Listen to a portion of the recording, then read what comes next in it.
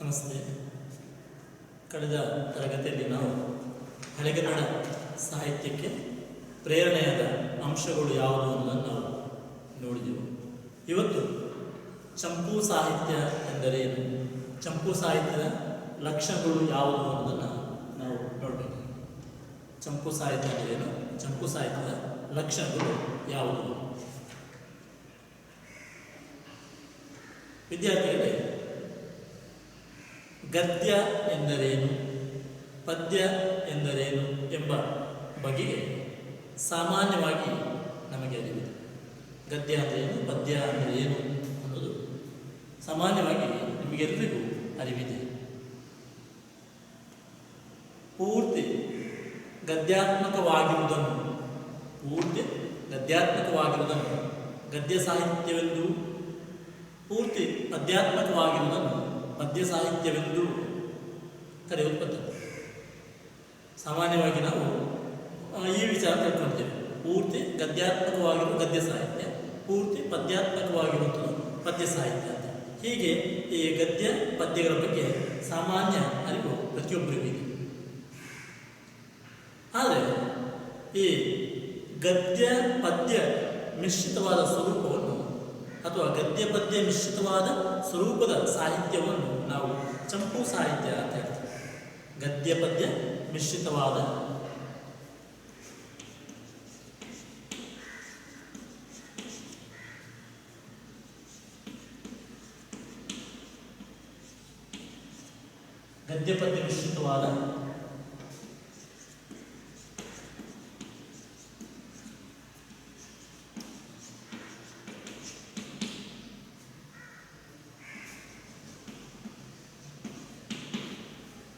ನಾವು ಚಂಪು ಅಂತೇಳಿ ಹೇಳ್ತೀವಿ.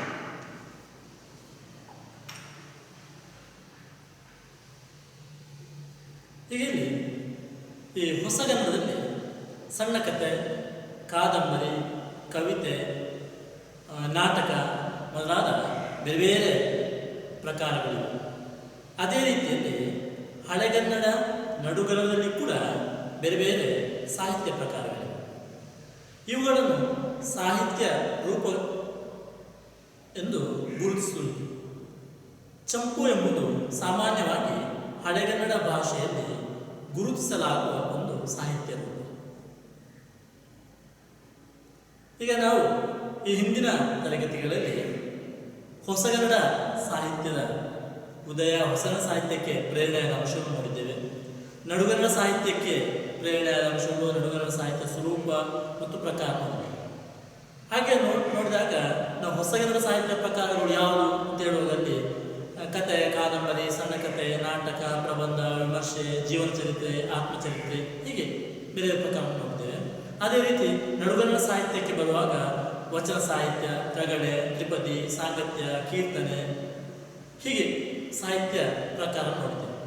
ಅದೇ ರೀತಿ ಈ ಹಳೆಗನ್ನಡ ಸಾಹಿತ್ಯಕ್ಕೆ ಬಂದಾಗ ಹಳೆಗನ್ನಡ ಭಾಷೆಯಲ್ಲಿ ಗುರುತಿಸುವಂತಹ ಸಾಹಿತ್ಯ ರೂಪವನ್ನು ನಾವು ಚಂಪು ಅಂತ ಕರೀತೀವಿ. ಹಾಗೆ ಚಂಪು ಸಾಹಿತ್ಯ ಅನ್ನೋದು ಹಳೆಗನ್ನಡ ಸಾಹಿತ್ಯ ಒಂದು ರೂಪ ಅಥವಾ ಹಳೆಗನ್ನಡ ಸಾಹಿತ್ಯದ ಒಂದು ಪ್ರಕಾರ ಅಂತ ಗುರುತಿಸ್ಬೇಕು. ಹಾಗಾದ್ರೆ ಏನು ಈ ಚಂಪು ಅಂತ ಹೇಳಿದ್ರೆ, ಅದನ್ನು ಚಂಪು ಅಂತ ಹೇಳಿದ್ರೆ ಗದ್ಯ ಪದ್ಯ ಮಿಶ್ರಿತವಾದ ಸ್ವರೂಪದ ಸಾಹಿತ್ಯವನ್ನು ನಾವು ಚಂಪು ಸಾಹಿತ್ಯ ಅಂತೇಳಿ ಕರೀತೀವಿ. ಈಗ ಈ ಚಂಪು ಸಾಹಿತ್ಯದ ಸ್ವರೂಪವನ್ನು ನಾವಿಲ್ಲಿ ಗಮನಿಸಿಕೊಳ್ಬೇಕು. ಚಂಪು ಸಾಹಿತ್ಯದ ಸ್ವರೂಪ.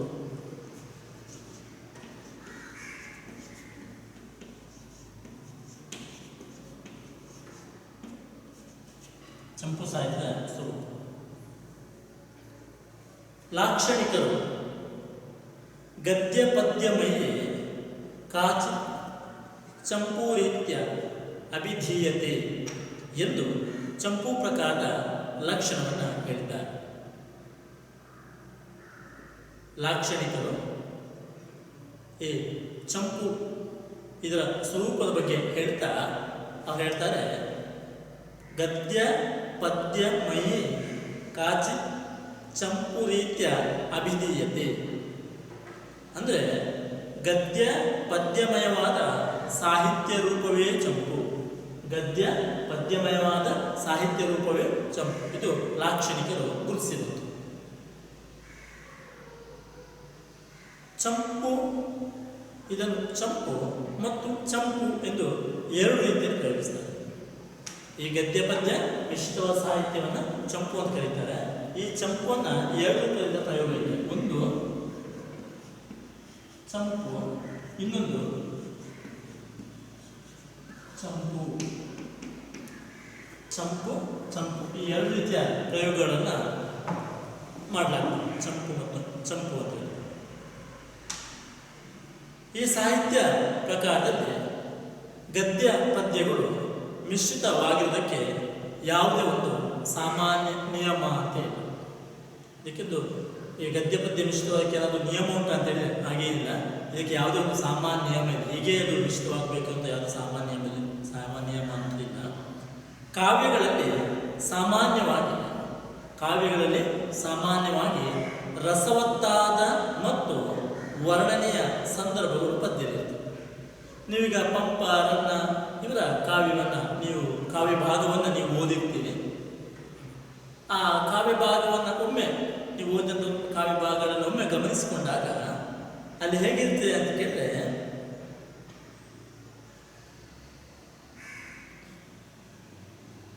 ವರ್ಣನೆಯ ಮತ್ತು ಒಂದು ಕಾವ್ಯದಲ್ಲಿ ವರ್ಣನೆಯ ಮತ್ತು ಸಾಮಾನ್ಯವಾಗಿ ರಸವತ್ತಾದ ಭಾಗವನ್ನು ವಿವರಿಸುವಾಗ ಅದನ್ನು ಅವರು ಪದ್ಯದಲ್ಲಿ ಹೇಳ್ತಾರೆ. ಅದೇ ರೀತಿ ಗದ್ಯವನ್ನು ಇಲ್ಲಿ ಯಾವಾಗ ಬಳಸಿಕೊಡ್ತಾರೆ ಅಂತ ಹೇಳಿದ್ರೆ, ಸರಳ ನಿರೂಪಣೆಯ ಮತ್ತು ಎರಡು ಸಂದರ್ಭಗಳಲ್ಲಿ ಜೋಡಿಸುವ ಅಥವಾ ದೀರ್ಘ ವಿವರಗಳನ್ನು ಪಠ್ಯ ರೂಪದಲ್ಲಿ ನೀಡುವ ಹಾಗೂ ಕಥೆಯನ್ನು ವೇಗವಾಗಿ ಮುಂದುವರಿಸುವ ಸಂದರ್ಭದಲ್ಲಿ ಸಾಮಾನ್ಯವಾಗಿ ಗದ್ಯವನ್ನು ಪ್ರಯೋಗ ಮಾಡ್ತಾರೆ. ಈಗ ಒಂದು ಚಂಪು ಸಾಹಿತ್ಯದಲ್ಲಿ ಗದ್ಯ ಪದ್ಯವನ್ನು ಹೀಗೇ ಬಳಸಬೇಕು ಅಂತೇಳಿ ಅಲ್ಲಿ ಏನು ನಿಯಮ ಇಲ್ಲ. ಅಲ್ಲಿ ಸಾಮಾನ್ಯವಾಗಿ ಗದ್ಯ ಪದ್ಯವನ್ನು ಅಲ್ಲಿ ಹೇಗೆ ಬಳಸ್ತಾರೆ ಅಂತಂದರೆ, ಒಂದು ಕಾವ್ಯಗಳಲ್ಲಿ ಸಾಮಾನ್ಯವಾಗಿ ರಸವತ್ತಾದ ಭಾಗವನ್ನು ಹೇಳಬೇಕು ಅಥವಾ ಒಂದು ವರ್ಣನೆಯ ಸಂದರ್ಭವನ್ನು ವಿವರಿಸಬೇಕು ಅಂತ ಹೇಳುವಾಗ ಅಲ್ಲಿ ಅವರು ಪದ್ಯ ಬಳಸ್ತಾರೆ. ರಸವತ್ತಾದ ಭಾಗ ಮತ್ತು ವರ್ಣನೆಯ ಸಂದರ್ಭವನ್ನು ಹೇಳಬೇಕಾದಂತಹ ಒಂದು ಸಂದರ್ಭ ಬಂದಾಗ ಅಲ್ಲಿ ಪದ್ಯವನ್ನು, ಆಮೇಲೆ ಸರಳ ನಿರೂಪಣೆಯ ಮತ್ತು ಎರಡು ಸಂದರ್ಭಗಳಲ್ಲಿ ಜೋಡಿಸುವ ಅಥವಾ ದೀರ್ಘ ವಿವರಗಳನ್ನು ಪಠ್ಯ ರೂಪದಲ್ಲಿ ನೀಡುವ ಹಾಗೂ ಕಥೆಯನ್ನು ವೇಗವಾಗಿ ಮುಂದುವರಿಸಬೇಕಾದಂಥ ಸಂದರ್ಭ ಬಂದಾಗ ಅಲ್ಲಿ ಗದ್ಯವನ್ನು ಬಳಸಿಕೊಡ್ತಾರೆ. ಇದು ನಾವು ಗಮನಿಸಿಕೊಳ್ತೀವಿ. ಗದ್ಯವನ್ನು ಮತ್ತು ಪದ್ಯವನ್ನು ಚಂಪು ಸಾಹಿತ್ಯದಲ್ಲಿ ಯಾವಾಗ ಬಳಸಿಕೊಡ್ತಾರೆ. ಆದ್ದರಿಂದ ಗದ್ಯ ಪದ್ಯವನ್ನು ಚಂಪು ಸಾಹಿತ್ಯದಲ್ಲಿ ಹೀಗೆ ಬಳಸಬೇಕು ಅನ್ನೋದಕ್ಕೇನು ಸಾಮಾನ್ಯ ನಿಯಮ ಇಲ್ಲ, ಅಥವಾ ಅದು ಸಮ್ಮಿಶ್ರಿತವಾಗಿದ್ದಕ್ಕೆ ಯಾವ ಸಾಮಾನ್ಯ ನಿಯಮ ಇಲ್ಲ. ಆದರೆ ಗದ್ಯವನ್ನು ಎಂಥ ಸಂದರ್ಭದಲ್ಲಿ ಮತ್ತು ಪದ್ಯವನ್ನು ಯಾವ ಸಂದರ್ಭದಲ್ಲಿ ಬಳಸ್ತಾರೆ ಅನ್ನೋ ಒಂದು ವಿಚಾರ ನಮಗೆ ಗೊತ್ತಿರಬೇಕು. ಆದರೆ ಇದನ್ನು ನಾವು ನಿಯಮ ಅಂತ ಹೇಳಿಕ್ಕೆ ಆಗೋದು, ಇದನ್ನೇ ನಿಯಮ ಅಂತ ಎನ್ನಲಾಗೋದು.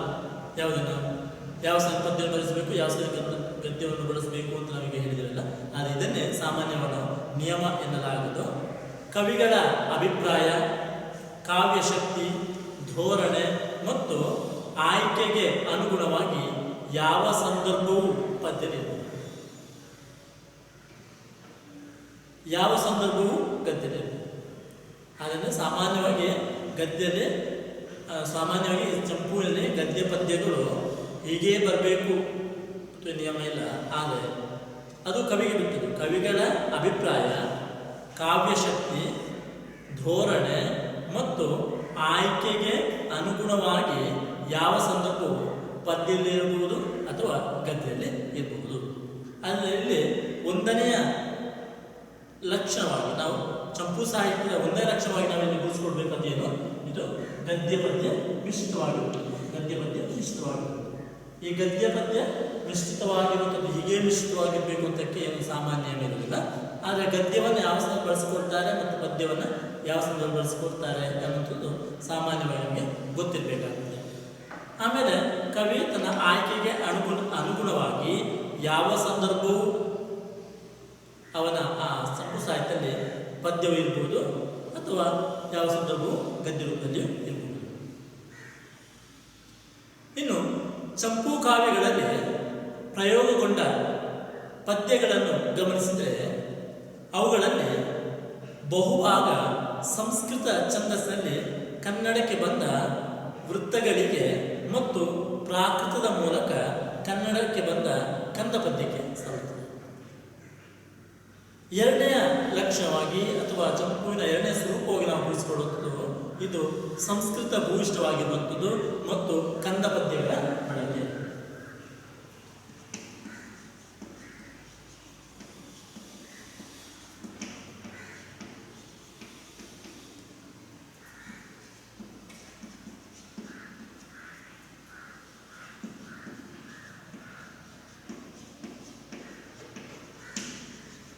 ಚಂಪು ಒಂದನೇ ಲಕ್ಷಣವಾಗಿ ಅದು ಗದ್ಯ ಪದ್ಯ ವಿಶಿಷ್ಟವಾಗಿರುವಂಥದ್ದು, ಎರಡನೇದು ಸಂಸ್ಕೃತ ಭೂಯಿಷ್ಠವಾದ್ದು ಮತ್ತು ಕಂದ ಪದ್ಯದಿಂದ ಕೂಡಿರ್ತದೆ. ಕಂದ ಪದ್ಯ ಒಂದು 4 ಸಾಲಿನ ಪದ್ಯ. ಚಂಪೂ ಕಾವ್ಯಗಳಲ್ಲಿ ಪ್ರಯೋಗಗೊಂಡ ಪದ್ಯಗಳನ್ನು ಗಮನಿಸಿದರೆ ಅವುಗಳಲ್ಲಿ ಬಹುಭಾಗ ಸಂಸ್ಕೃತ ಛಂದಸ್ಸಲ್ಲಿ ಕನ್ನಡಕ್ಕೆ ಬಂದ ವೃತ್ತಗಳಿಗೆ ಮತ್ತು ಪ್ರಾಕೃತ ಮೂಲಕ ಕನ್ನಡಕ್ಕೆ ಬಂದ ಕಂದ ಪದ್ಯಕ್ಕೆ ಸಲ್ಲುತ್ತದೆ. ಆದ ಕಾರಣ ಕಂದ ಪದ್ಯಗಳು ಮತ್ತು ವೃತ್ತಗಳು ಇಲ್ಲಿ ಮುಖ್ಯವಾಗಿದೆ. ವೃತ್ತಗಳಲ್ಲಿ ಖ್ಯಾತ ಕರ್ನಾಟಕ ವೃತ್ತಗಳು ಅಂತೇಳಿ ನೀವು ಈಗಾಗಲೇ ಕೇಳಿದ್ದೀರಿ ಮತ್ತು ಅದರ ಬಗ್ಗೆ ನೀವು ಖ್ಯಾತ ಕರ್ನಾಟಕ ವೃತ್ತಗಳನ್ನು ನೀವು ಅಭ್ಯಾಸ ಮಾಡ್ತೀರಿ. ನಾವು ಖ್ಯಾತ ಕರ್ನಾಟಕ ವೃತ್ತಗಳು, ಆ ಖ್ಯಾತ ಕರ್ನಾಟಕ ವೃತ್ತಗಳು ಒಟ್ಟೆಷ್ಟು 6 ಇವೆ.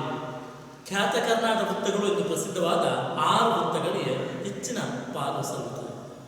ಇದು ಚಂಪು ಸಾಹಿತ್ಯ ಬರುತ್ತೆ. ಖ್ಯಾತ ಕರ್ನಾಟಕ ವೃತ್ತಗಳ ಬಳಕೆಯನ್ನು ನಾವು ಚಂಪು ಸಾಹಿತ್ಯದಲ್ಲಿ ನೋಡ್ತೇವೆ. ಆದ ಕಾರಣ ಖ್ಯಾತ ಕರ್ನಾಟಕ ವೃತ್ತಗಳ ಬಳಕೆ, ಖ್ಯಾತ ಕರ್ನಾಟಕ ವೃತ್ತಗಳ ಬಳಕೆ.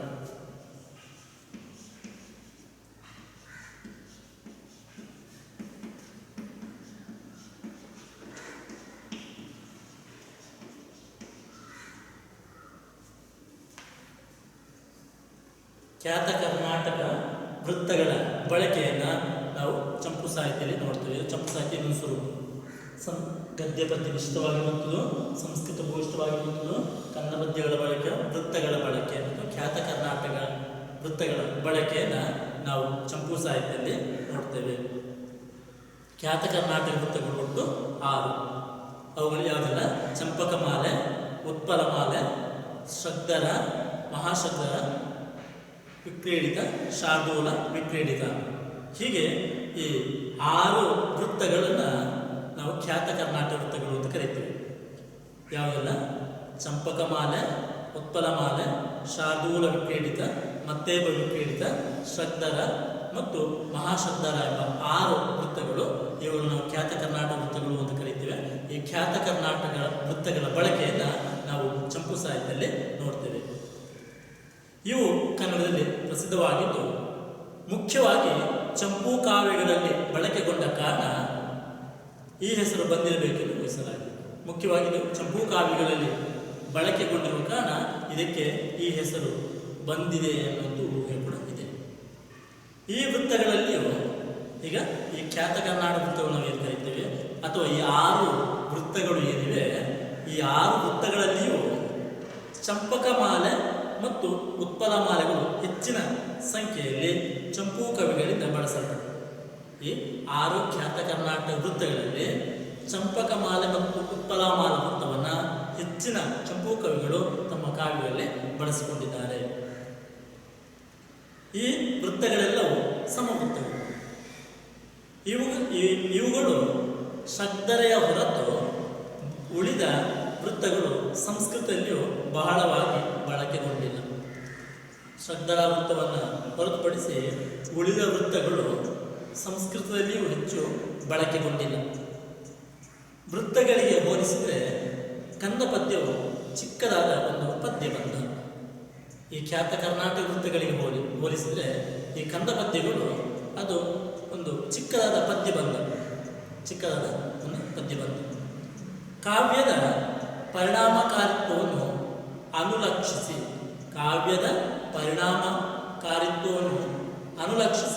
ಈ ಚಿಕ್ಕ ದೊಡ್ಡ ಮತ್ತು ವಿಭಿನ್ನ ಗತಿಗಳುಳ್ಳ ಪದ್ಯಗಳನ್ನು ಕವಿಗಳು ಬಳಸಿದ್ದಾರೆ. ಏನಾಗಿ ಗಮನಿಸ್ಕೊಳ್ಬೇಕು, ಕಾವ್ಯದ ಪರಿಣಾಮಕಾರಿತ್ವವನ್ನು ಅನುಲಕ್ಷಿಸಿ ಈ ಚಿಕ್ಕ ದೊಡ್ಡ ಮತ್ತು ವಿಭಿನ್ನ ಗತಿಗಳುಳ್ಳ ಪದ್ಯಗಳನ್ನು ಕವಿಗಳು ಬಳಸಿದ್ದಾರೆ. ಇವುಗಳಲ್ಲದೆ ಸಂಸ್ಕೃತದ ತರಳ, ಮಲ್ಲಿಕಾಮಾಲೆ, ಪೃಥ್ವಿ ಮೊದಲಾದ ವೃತ್ತಗಳನ್ನು ಪ್ರಾಕೃತದ ಮೂಲಕ ಕನ್ನಡಕ್ಕೆ ಬಂದ ರಗಳೆ ಎಂಬ ಛಂದೋಬಂಧವನ್ನು, ಕನ್ನಡದ ದೇಶೀಯ ಛಂದೋವರ್ಗಕ್ಕೆ ಸೇರಿದ ತ್ರಿಪದಿ, ಪಿರಿಯಕ್ಕರ, ಷಟ್ಪದಿ ಮೊದಲಾದವುಗಳು ಕೂಡ ಕನ್ನಡ ಕವಿಗಳು ಚಂಪೂ ಕಾವ್ಯಗಳಲ್ಲಿ ಅಲ್ಲಲ್ಲಿ ಬಳಸಿದ್ದರು.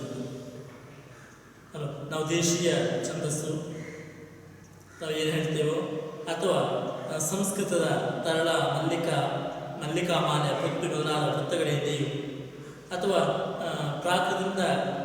ಪ್ರಾಕೃತ ಮೂಲಕ ಕನ್ನಡಕ್ಕೆ ಬಂದ ರಗಳೆ ಎಂಬ ಛಂದರೂಪ ಇದೆಯೋ, ಇವುಗಳನ್ನು ಕೂಡ ಅಲ್ಲಲ್ಲಿ ಕೆಲವು ಚಂಪೂ ಕವಿಗಳು ಬಳಸಿಕೊಂಡಿದ್ದಾರೆ. ಆದ ಕಾರಣ ದೇಶೀಯ ಛಂದಸ್ಸಿನ ಬಳಕೆ, ಅದು ದೇಶೀಯ ಛಂದೋವರ್ಗಕ್ಕೆ ಸೇರಿದ ತ್ರಿಪದಿ, ಪಿರಿಯಕ್ಕರ, ಷಟ್ಪದಿಯ ಬಳಕೆ, ಆಮೇಲೆ ಪ್ರಾಕೃತ ಮೂಲದಿಂದ ಕನ್ನಡಕ್ಕೆ ಬಂದ ರಗಳೆ ಛಂದರೂಪ ಮತ್ತು ಸಂಸ್ಕೃತದ ತರಳ, ಮಲ್ಲಿಕಾಮಾಲೆ, ಪೃಥ್ವಿ ಮೊದಲಾದ ವೃತ್ತಗಳನ್ನು ಕನ್ನಡ ಕವಿಗಳು ಚಂಪೂ ಕಾವ್ಯಗಳಲ್ಲಿ ಅಲ್ಲಲ್ಲಿ ಬಳಸಿದುಂಟು. ಇದನ್ನು ಗಮನಿಸಿಕೊಳ್ಬೇಕು. ದೇಶೀಯ ಛಂದೋವರ್ಗದ ರೂಪಗಳು, ಪ್ರಾಕೃತ ಕನ್ನಡಕ್ಕೆ ಬಂದಿರುವಂಥದ್ದು, ಸಂಸ್ಕೃತದ ವೃತ್ತಗಳು, ಈ ಚಂಪೂ ಕವಿಗಳು ಕನ್ನಡದಲ್ಲಿ ಅಲ್ಲಲ್ಲಿ ಬಳಸಿರುವುದನ್ನು ನಾವು ಗಮನಿಸಿಕೊಳ್ತೇವೆ. ಚಂಪೂ ಕಾವ್ಯವೊಂದರಲ್ಲಿ ಪ್ರಮಾಣ ದೃಷ್ಟಿಯಿಂದ ಎಷ್ಟು ಭಾಗ ಗದ್ಯವಿರಬೇಕು, ಎಷ್ಟು ಭಾಗ ಪದ್ಯವಿರಬೇಕು ಎಂಬುದಕ್ಕೆ ಯಾವುದೇ ಸಾಮಾನ್ಯ ಇರುವುದಿಲ್ಲ. ಈ ಚಂಪೂ ಚಂಪುವನ್ನು ನಾವು ಗದ್ಯ ಪದ್ಯ ಮಿಶ್ರಿತವಾದ ಸಾಹಿತ್ಯ ಅಂತ ಹೇಳ್ತೇವೆ.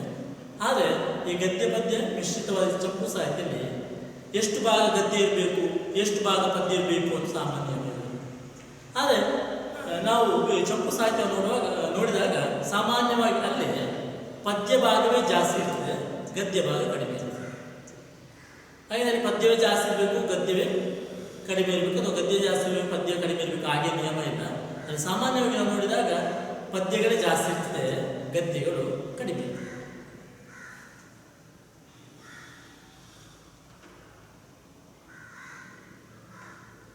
ಒಂದು ಚಂಪು ಸಾಹಿತ್ಯದಲ್ಲಿ ಕಥೆಯ ಸಂದರ್ಭ, ವರ್ಣನೆಗಳ ಅವಶ್ಯಕತೆ, ನಿರೂಪಣಾ ವಿಧಾನ, ಅದರ ವಿಶಿಷ್ಟತೆ ಮತ್ತು ಕವಿಯ ಔಚಿತ್ಯ ಪ್ರಜ್ಞೆಯೇ ಮಾನದಂಡವನ್ನು ಹೇಳಬೇಕಾಗುತ್ತದೆ. ಆದ ಕಾರಣ ಎಷ್ಟು ಗದ್ಯ ಇರಬೇಕು, ಎಷ್ಟು ಪದ್ಯ ಇರಬೇಕು ಹಾಗೆ ನಮಗೆ ಸಾಮಾನ್ಯ ಇರುವುದಿಲ್ಲ. ಅದು ಹೇಗಿರ್ತದೆ ಕೇಳಿದರೆ, ಸಾಮಾನ್ಯವಾಗಿ ಹೇಗಿರ್ತದೆ ಕೇಳಿದರೆ, ಕಥೆಯ ಸಂದರ್ಭ, ವರ್ಣನೆಗಳ ಅವಶ್ಯಕತೆ, ನಿರೂಪಣಾ ವಿಧಾನದ ವಿಶಿಷ್ಟತೆ ಮತ್ತು ಕವಿಯ ಔಚಿತ್ಯ ಪ್ರಜ್ಞೆಯೇ ಅಲ್ಲಿ ಏನಾಗ್ತದೆ ಮಾನದಂಡ ಎಂದು ಹೇಳಬೇಕಾಗ್ತದೆ. ಆದರೂ ಹೆಚ್ಚಿನ ಚಂಪೂ ಕಾವ್ಯಗಳಲ್ಲಿ ಕಾವ್ಯದ ಅರ್ಧ ಭಾಗಕ್ಕಿಂತ ಹೆಚ್ಚು ಭಾಗ ಪದ್ಯದಲ್ಲಿ ಇರುವುದನ್ನು ಗಮನಿಸಬಹುದು. ಅರ್ಧಕ್ಕಿಂತಲೂ ಜಾಸ್ತಿ ಭಾಗದಲ್ಲಿ ಪದ್ಯವೇ ಇರುತ್ತೆ, ಕಡಿಮೆ ಭಾಗ ಗದ್ಯವಿರುತ್ತೆ. ಹಾಗೆ ಇರಬೇಕು ಅಂತೂ ಏನಿಲ್ಲ, ಅದು ಕವಿಯ ಮಾನದಂಡಕ್ಕೆ ಬಿಟ್ಟಿರುವುದು. ಚಂಪೂ ಕಾವ್ಯಗಳು ಸಾಮಾನ್ಯವಾಗಿ ಆಶ್ವಾಸಗಳೆಂಬ ವಿಭಾಗಗಳನ್ನು ಹೊಂದಿರ್ತವೆ. ಯಾವುದು? ಆಶ್ವಾಸ.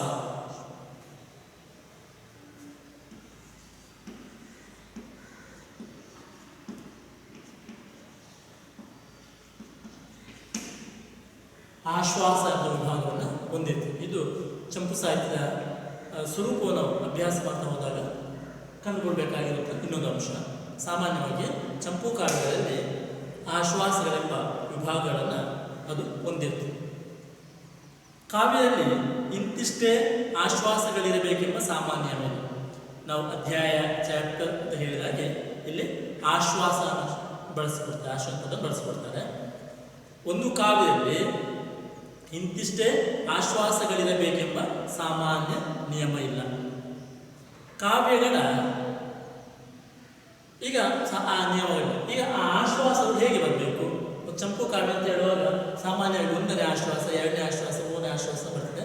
ಆ 1ನೇ ಆಶ್ವಾಸ ಏನು, 2ನೇ ಆಶ್ವಾಸ ಏನು, 3ನೇ ಆಶ್ವಾಸ ಏನು, ಅದಕ್ಕೆ ಆ ರೀತಿಯ ಒಂದು ವಿಭಾಗಕ್ರಮ ಇದೆ. ಈ ಸಾಮಾನ್ಯವಾಗಿ ಈ ಕಾವ್ಯದ ಮೊದಲನೆಯ ಆಶ್ವಾಸ ಏನನ್ನು ಒಳಗೊಂಡಿರ್ತದೆ, ಅಲ್ಲಿ ಆ ಸಾಹಿತ್ಯಕ್ಕೆ ಅಥವಾ ಕಾವ್ಯಕ್ಕೆ ಸಂಬಂಧಪಟ್ಟಂಥ ಯಾವ ವಿವರಗಳು ಇರ್ತವೆ ಎಂದು ನಾವು ಗಮನಿಸಿಕೊಳ್ಬೇಕು. ಕಾವ್ಯಗಳ ಮೊದಲ ಆಶ್ವಾಸದಲ್ಲಿ ದೇವತಾ ಸ್ತುತಿ, ಗುರು ಪರಂಪರಾ ಸ್ತುತಿ, ಸತ್ಕಾವ್ಯ ಪ್ರಶಂಸೆ, ಕುಕವಿ ನಿಂದನೆ, ಪ್ರಸ್ತುತ ಕೃತಿಯ ವಸ್ತು ಸ್ವರೂಪ, ಆಶಯದಾತನ ಪರಿಚಯ, ಪ್ರಶಂಸೆ, ಸ್ವಪರಿಚಯ, ಸ್ವಪ್ರಶಂಸೆ ಇತ್ಯಾದಿಗಳನ್ನು ನಿರೂಪಿಸುವುದು ಇದೆಲ್ಲ ಮೊದಲ ಆಶ್ವಾಸ. ಒಂದು ಚಂಪು ಕಾವ್ಯ ತಗೊಂಡಾಗ ಚಂಪು ಕಾವ್ಯದ ಮೊದಲನೆಯ ಆಶ್ವಾಸದಲ್ಲಿ ಇಷ್ಟು ಬರ್ತದೆ. ನಂತರ ಮುಂದೆ ಕತೆ ಆರಂಭ, ನೇರವಾಗಿ ಅಲ್ಲಿ ಕಾವ್ಯದ ಕಥೆಯೇ ಅಲ್ಲಿ ಹೇಳ್ತಾ ಹೋಗೋದಿಲ್ಲ. ಮೊದಲನೇ ಆಶ್ವಾಸದಲ್ಲಿ ಏನು ಬರ್ತದೆ, ಒಂದು ದೇವತಾ ಅವರು ದೇವರನ್ನು ಸ್ತುತಿ ಮಾಡಿಕೊಳ್ಳುವಂಥ ಪದ್ಯಭಾಗ ಬರ್ತವೆ. ಆಮೇಲೆ ಗುರು ಪರಂಪರಾ ಸ್ತುತಿ, ಅವರ ಗುರು ಪರಂಪರೆಯನ್ನು ಸ್ತುತಿಸ್ತಾರೆ. ಆಮೇಲೆ ಸತ್ಕಾವ್ಯಗಳ ಪ್ರಶಂಸನೆ, ಕುಕವಿ ನಿಂದನೆ, ಆಮೇಲೆ ಪ್ರಸ್ತುತ ಕೃತಿಯ ವಸ್ತು ಸ್ವರೂಪ, ಈಗ ಅವರು ಯಾವ ಕೃತಿಯನ್ನು ಹೇಳ್ತಾರೋ ಆ ಕೃತಿಯ ವಸ್ತು ಸ್ವರೂಪ, ಮತ್ತು ಅವನಿಗೆ ಆಶ್ರಯ ಕೊಟ್ಟಂತಹ ಕವಿಗೆ ಆಶ್ರಯ ಕೊಟ್ಟಂತಹ ರಾಜ ಯಾರಿದ್ದಾನೋ ಅವನ ಪರಿಚಯ, ಅವನ ಪ್ರಶಂಸೆ, ನಂತರ ಸ್ವಪರಿಚಯ, ಸ್ವಪ್ರಶಂಸೆ, ನನ್ನ ಪರಿಚಯ ಮಾಡಿಕೊಡ್ತಾನೆ ಮತ್ತು ತನ್ನ ಬಗ್ಗೆ ಹೇಳಿಕೊಡ್ತಾನೆ ಇತ್ಯಾದಿಗಳನ್ನು ನಿರೂಪಿಸ್ತಾನೆ. ಇದು ಪ್ರತಿ ಚಂಪು ಕಾವ್ಯದ ಮೊದಲನೆಯ ಆಶ್ವಾಸದಲ್ಲಿ ಕಂಡುಬರುವಂತಹ ಸಾಮಾನ್ಯ ಲಕ್ಷಣ. ಪಂಪನು ಕಾವ್ಯದ ಮೊದಲಿಗೆ ತನ್ನ ಆಶ್ರಯದಾತನ ಕುಲ ಪರಂಪರೆಯನ್ನು, ಕಾವ್ಯದ ಕೊನೆಗೆ ತನ್ನ ಕುಲ ಪರಂಪರೆಯನ್ನು ಹೇಳಿಕೊಂಡದ್ದು. ಈ ರೀತಿಯ ಒಂದು ಬದಲಾವಣೆ ಅಥವಾ ಈ ರೀತಿಯ ಒಂದು ಸ್ವರೂಪವನ್ನು ಕೂಡ ನಾವು ಇಲ್ಲಿ ಕಾಣ್ತೇವೆ. ನಾವೀಗ ಏನು ಹೇಳಿದೆವು, ಮೊದಲನೆಯ ಆಶ್ವಾಸನೆ ಏನು ಬರಬೇಕು ಅಂತ ಹೇಳಿದೆವು. ಅದೇ ರೀತಿ ಪಂಪನ ಕಾವ್ಯಕ್ಕೆ ಬಂದಾಗ ಪಂಪೆ ಮಾಡಿಕೊಂಡಿದ್ದಾನೆ. ಅವನು ನಾವು ಈ ಮೇಲೆ ಹೇಳಿದ ರೀತಿಯಲ್ಲಿ ಅವನು ಸ್ವಲ್ಪ ಭಿನ್ನವಾಗಿ ಕಾವ್ಯದ ಮೊದಲಿಗೆ ತನ್ನ ಆಶ್ರಯದಾತನ ಕುಲ ಪರಂಪರೆಯನ್ನು, ಕಾವ್ಯದ ಕೊನೆಗೆ ತನ್ನ ಕುಲ ಪರಂಪರೆಯನ್ನು ಹೇಳಿಕೊಂಡಿದ್ದನು. ತನ್ನ ಕುಲ ಪರಂಪರೆಯನ್ನು ಕಾವ್ಯದ ಕೊನೆಗೆ ಹೇಳಿದರು. ಕೆಲವು ಕವಿಗಳು ತಮ್ಮ ಬಗೆಗೆ ಏನೂ ಮಾಹಿತಿ ನೀಡದಿರುವುದು, ಅಂದರೆ ಅವರು ನೀಡಲೇಬೇಕು ಅಂತ ಅಲ್ಲಿ ಕಡ್ಡಾಯ ಇಲ್ಲ. ಕೆಲವು ಕವಿಗಳು ತಮ್ಮ ಚಂಪು ಕಾವ್ಯಗಳಲ್ಲಿ, ಕೃತಿಯಲ್ಲಿ ತಮ್ಮ ಬಗ್ಗೆ ಏನು ವಿವರಗಳನ್ನು ನೀಡದಿರುವುದು. ಮೊದಲನೆಯ ಆಶ್ವಾಸದಿಂದಲೇ ಕಾವ್ಯದ ಕಥಾಭಾಗ ಸಾಮಾನ್ಯವಾಗಿ ಆರಂಭವಾಗುತ್ತದೆ. ಅದಕ್ಕೆ ನಾವು ಮೊದಲ ಆಶ್ವಾಸ ಮೊದಲ ಕೆಲವು ಪದ್ಯಗಳಲ್ಲಿ, ಕೆಲವು ಭಾಗಗಳಲ್ಲಿ ಈ ರೀತಿಯವರು ಕೊಟ್ಟರೆ, ನಂತರದ ಪದ್ಯದಲ್ಲಿ ಅಲ್ಲಿ ಏನಾಗ್ತದೆ, ಕತೆ ಆರಂಭಗೊಳ್ಳುತ್ತದೆ. ಆದ್ದರಿಂದ ಸಾಮಾನ್ಯವಾಗಿ ಮೊದಲನೇ ಆಶ್ವಾಸದಲ್ಲಿ ಕಾವ್ಯದ ಕಥಾಭಾಗ ಸಾಮಾನ್ಯವಾಗಿ ಆರಂಭಗೊಳ್ಳುತ್ತದೆ. ಚಂಪು ಕಾವ್ಯದ ಆರಂಭವು ಸಾಮಾನ್ಯವಾಗಿ ಯಾವುದಾದರೊಂದು ವೃತ್ತದಿಂದ ತೊಡಗುತ್ತದೆ. ಚಂಪು ಕಾವ್ಯದ ಪ್ರಾರಂಭ ಸಾಮಾನ್ಯವಾಗಿ ಯಾವುದಾದ್ರೂ ವೃತ್ತ ಇದೆ. ನಾವೀಗ ಖ್ಯಾತ ಕರ್ನಾಟಕ ವೃತ್ತಗಳು ಅಂತ ಹೇಳಿರಲ್ಲ, ಅವುಗಳಲ್ಲಿ ಯಾವುದಾದ್ರೂ ಒಂದು ವೃತ್ತದಿಂದ ಅದು ಆರಂಭವಾಗ್ತದೆ, ತೊಡಗುತ್ತದೆ. ಅನಂತರ ಪ್ರತಿ ಆಶ್ವಾಸವು ಸಾಮಾನ್ಯವಾಗಿ ಕಂದ ಪದ್ಯದಿಂದ ತೊಡಗುತ್ತದೆ. ಅರ್ಥ ಆಯ್ತಲ್ಲ? ಮೊದಲ ಪದ್ಯ ಅಲ್ಲಿ ಒಂದು ವೃತ್ತದಿಂದ ಆರಂಭಗೊಂಡ್ರೆ, ನಂತರ ಸಾಮಾನ್ಯವಾಗಿ ಎಲ್ಲ ಪದ್ಯಗಳು 4 ಸಾಲಿನ ಕಂದ ಪದ್ಯಗಳಿಂದ ತೊಡಗುತ್ತವೆ. ಇದು ಚಂಪುವಿನ ಇನ್ನೊಂದು ಸ್ವರೂಪ, ನಾವನ್ನು ಗಮನಿಸಬೇಕು. ಹೆಚ್ಚಾಗಿ ಪ್ರತಿ ಆಶ್ವಾಸವು ಶ್ರೀಕಾರದಿಂದ ಪ್ರತಿ ಆಶ್ವಾಸ ಕೂಡ ಶ್ರೀಕಾರವನ್ನು ಇಟ್ಟುಕೊಂಡು ಮುಂದೆ ಅದು ರಚನೆ ಆಗ್ತಾ ಹೋಗ್ತದೆ. ಇದು ನಾವು ಗಮನಿಸಿಕೊಳ್ಬೇಕಾದಂಥ ಇನ್ನೊಂದು ಅಂಶ ಯಾವುದು? ಚಂಪು ಸಾಹಿತ್ಯ ಸ್ವರೂಪವನ್ನು ಹೇಳುವ ನಾವು ಗಮನಿಸಿಕೊಳ್ಬೇಕಾದ ಇನ್ನೊಂದು ಅಂಶ, ಪ್ರತಿ ಆಶ್ವಾಸವು ಶ್ರೀಕಾರದಿಂದ ತೊಡಗುತ್ತದೆ. ಹೆಚ್ಚಿನ ಕವಿಗಳು ಮೊದಲ ಪದ್ಯದಲ್ಲಿ ತಮ್ಮ ಆರಾಧ್ಯ ದೇವತೆಯನ್ನು ಸ್ತುತಿಸುತ್ತಾರೆ. ಕೆಲವು ಕಾವ್ಯಗಳಲ್ಲಿ ತಮ್ಮ ಆಶ್ರಯದಾತರನ್ನು, ದೇವರನ್ನು ಒಟ್ಟಿಗೆ ಹೊಂದಿಸಿ ಸ್ತುತಿ ಮಾಡಿರುವುದು. ಏನಂದರೆ ಹೆಚ್ಚಿನ ಕವಿಗಳು ಮೊದಲ ಪದ್ಯದಲ್ಲಿ ತಮ್ಮ ಆರಾಧ್ಯ ದೇವತೆಯನ್ನು ಸ್ತುತಿಸುತ್ತಾರೆ. ಕೆಲವು ಪದ್ಯಗಳಲ್ಲಿ ತಮ್ಮ ಆಶಯದಾತರನ್ನು ದೇವರನ್ನು ಒಟ್ಟಿಗೆ ಹೊಂದಿಸಿ ಸ್ತುತಿ ಮಾಡುವುದುಂಟು. ಆರಾಧ್ಯ ದೈವದ ಸ್ತುತಿಯಲ್ಲಿ ತೊಡಗದೆ ಕಾವ್ಯ ಮಂಗಳಾಚರಣೆಯಲ್ಲಿ ಮುಕ್ತಾಯಗೊಳ್ಳುತ್ತದೆ. ಆದ ಕಾರಣ ಆರಾಧ್ಯ ದೈವದ ಸ್ತುತಿಯಲ್ಲಿ ತೊಡಗಿದ ಕಾವ್ಯವು ಮಂಗಳಾಚರಣೆಯಲ್ಲಿ ಮುಕ್ತಾಯಗೊಳ್ಳುತ್ತದೆ. ಇದು ಸಾಮಾನ್ಯವಾಗಿ ಈ ಚಂಪು ಸಾಹಿತ್ಯ ಸ್ವರೂಪ. ಇನ್ನು ಕೆಲವು ಕಾವ್ಯಗಳಲ್ಲಿ ಇಡೀ ಕಾವ್ಯದ ಘಟನೆಗಳನ್ನು ಕ್ರಮಾಗತವಾಗಿ ಸಾರಾಂಶ ರೂಪದಲ್ಲಿ ನೀಡಿರುವುದು ಉಂಟು. ಸಾಮಾನ್ಯವಾಗಿ ಈ ರೀತಿ ಕಥಾ ಸಾರಾಂಶವನ್ನು ಹೇಳುವುದು ಕಾವ್ಯದ ಆರಂಭದಲ್ಲಿ ಅಥವಾ ಕೊನೆಯಲ್ಲಿ ಇರುತ್ತದೆ. ಪ್ರತಿ ಆಶ್ವಾಸದ ಅಂತ್ಯದಲ್ಲಿ ಮಂಗಳದ ಸೂಚನೆಯನ್ನು ಅಥವಾ ತಮಗೆ ಪ್ರಿಯವಾದ ಹೆಸರು, ಬಿರುದು ಇತ್ಯಾದಿಗಳನ್ನು ಪುನರಾವರ್ತಿಸುವುದು ಉಂಟು. ಆಶ್ವಾಸಾಂತ್ಯ ಗದ್ಯ ಭಾಗದಲ್ಲಿ ಕವಿತನ ಬಗೆಗೂ ಕೃತಿಯ ಬಗೆಗೂ ವಿವರಗಳನ್ನು ನೀಡುವ ಪದ್ಧತಿ. ಆದ ಕಾರಣ ಈ ರೀತಿಯ ಕೆಲವು ಲಕ್ಷಣಗಳನ್ನು ಅವರು ಅಲ್ಲಿ ಮಾಡಿಕೊಂಡಿರುತ್ತಾರೆ.